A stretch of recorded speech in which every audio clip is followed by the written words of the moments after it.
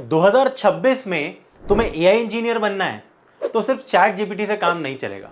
आज से 2-3 साल पहले अगर किसी ने यह बोला होता कि एआई तुम्हारे ईमेल्स लिखेगा, कोड लिखेगा, प्रेजेंटेशन बनाएगा और सॉफ्टवेयर डेवलप करने में भी हेल्प करेगा, तो शायद हम बिलीव ही नहीं करते।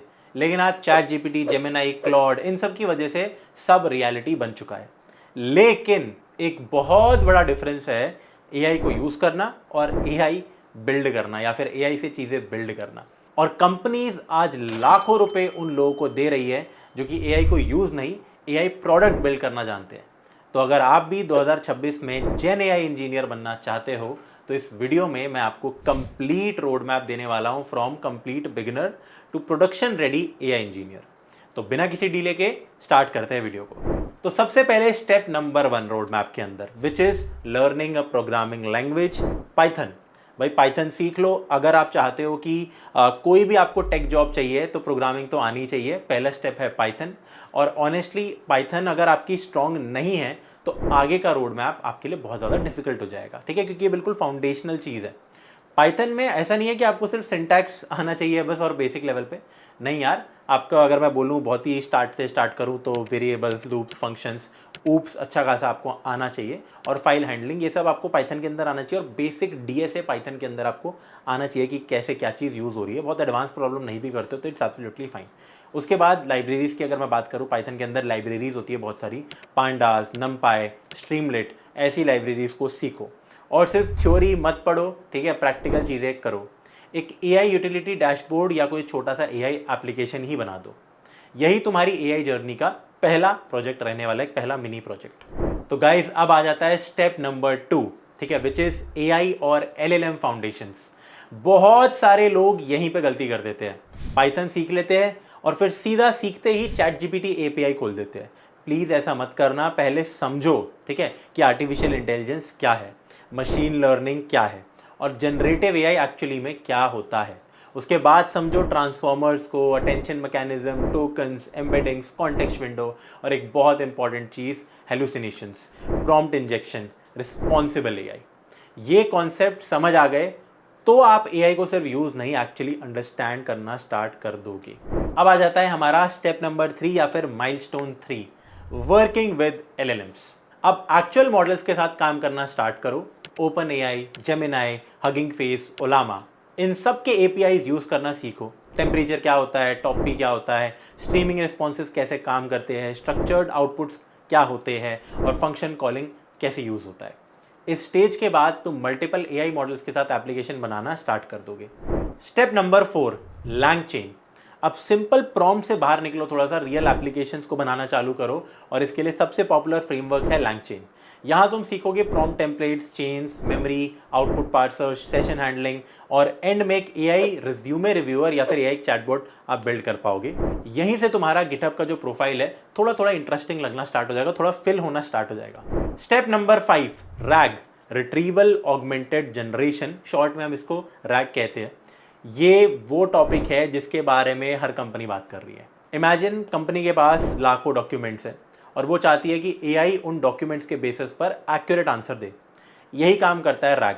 यहाँ तुम सीखोगे chunking, vector databases, FAISS, Chroma DB, hybrid research, reranking, context compression और फिर बिल्ड करोगे एक PDF question answering bot. Believe me, ये प्रोजेक्ट इंटरव्यूज में बहुत पावरफुल लगता है।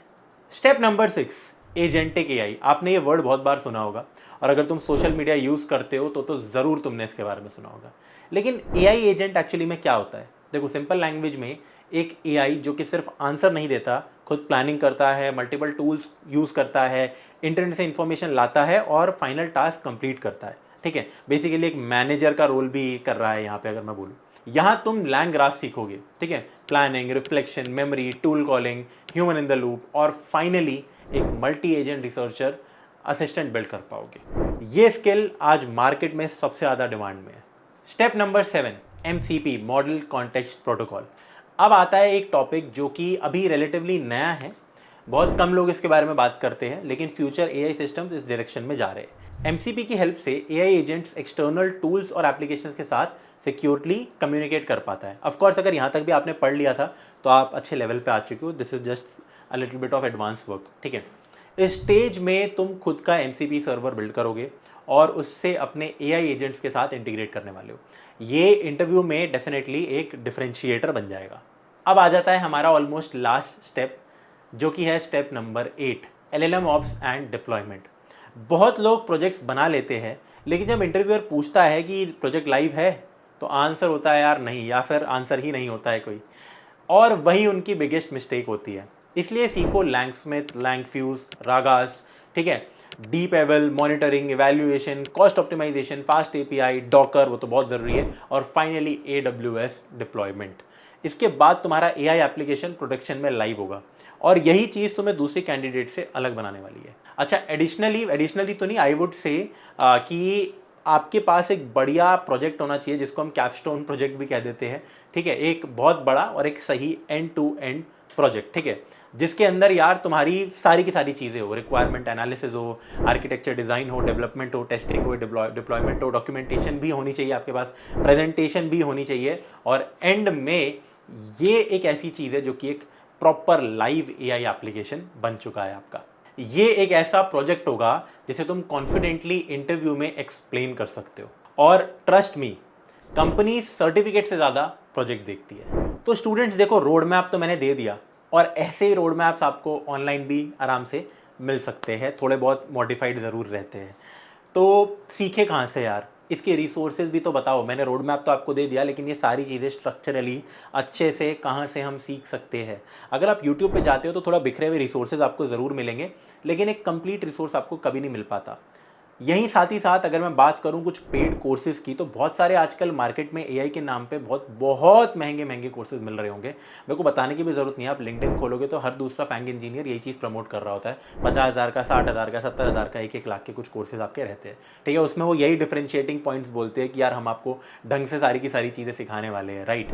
अगर मैं आपको बताऊँ कि एक प्रॉपर जेन AI इंजीनियरिंग का कोर्स PW में भी यार आ चुका है, तो आपको शायद मज़ा आ जाएगा। तो PW स्किल्स का एक नया जेन AI इंजीनियर कोर्स आ चुका है।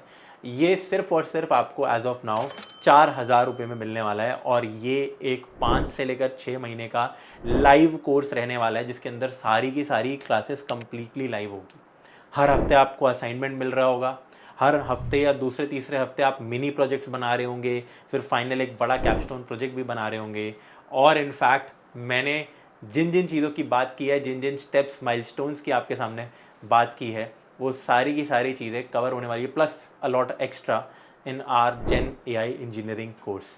तो आप इसमें डेफिनेटली इनरोल कर सकते हो। आप किसी भी ईयर के अंदर हो, अगर कॉलेज के अंदर, you can come in this course. एक और बहुत बड़ा मिथ होता है, मिथ तो नहीं, आई वुड से एक रियल चीज़ ही है। जैसे आपने मेरे मुंह से भी बहुत बार सुना होगा कि AI ML में जो भी हमारा काम जनरली रहता है, तो आपकी मैथ्स काफ़ी अच्छी होनी चाहिए, स्पेशली AI ML के अंदर 11th-12th की मैथ्स आपकी बढ़िया होनी चाहिए। कैलकुलस हो गया आपका, linear algebra, stats and probability, ये सब आपके बढ़िया होने चाहिए। तो जो ये हमारा जेन AI इंजीनियरिंग का कोर्स है, इसमें एज सच ये जो बहुत ही हैवी लेवल की मैथ्स है ना, ये रिक्वायर्ड नहीं है। ये कहाँ रिक्वायर्ड होती है? अगर आप AI ML में रिसर्च वर्क करते हो, एंड स्पेशली अगर मैं बोलूँ आप ML की तरफ ज़्यादा जाते हो, आई वुड से, तो आपकी यार मैथ्स बहुत ज़्यादा यार यूज़ होती है, और जेन्युइनली आनी भी चाहिए, ठीक है। यहाँ पे हाँ, आपकी प्रॉब्लम सॉल्विंग थोड़ी सी अच्छी रहनी चाहिए, एंड जैसे कि मैंने बोला यार, प्रोग्रामिंग वैसे तो हम स्टार्टिंग से सिखाएंगे, अगर आपको और पहले से आता हो तो बहुत ही मतलब मज़ा ही आ जाएगा, ठीक है। तो डिस्क्रिप्शन में आपको लिंक मिल जाएगी, ठीक है। सिर्फ अभी as of now it is just 4,000 rupees, आप ज्वाइन कर सकते हो। एंड बाय द वे, जो इंस्ट्रक्टर इस कोर्स के अंदर पढ़ाने वाले हैं, वो खुद पहले एक सर्विस बेस्ड कंपनी में काम कर चुके हैं, इवन 2-3 कंपनीज में, Cognizant, Wipro, TCS, and as of now अभी तो उनको 10 साल से भी ऊपर का एक्सपीरियंस हो रखा है सिर्फ इंडस्ट्री में काम करने का। Data scientist, as a data scientist वो काम कर चुके हैं।